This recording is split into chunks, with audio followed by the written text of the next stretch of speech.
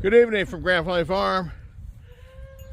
It's March 4th, 2025, and it's about 5:30.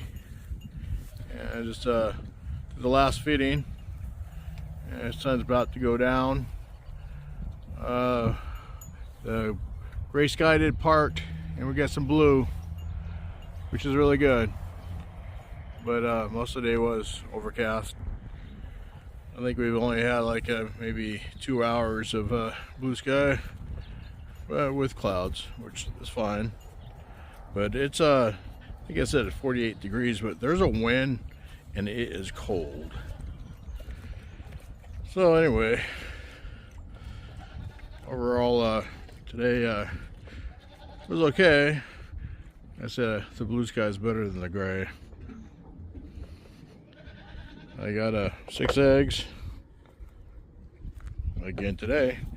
Well, that's what I've gotten the last few days. It's about half of what I normally get during the summertime. So glad to see it's picking up. Yeah, can't wait for it to warm up.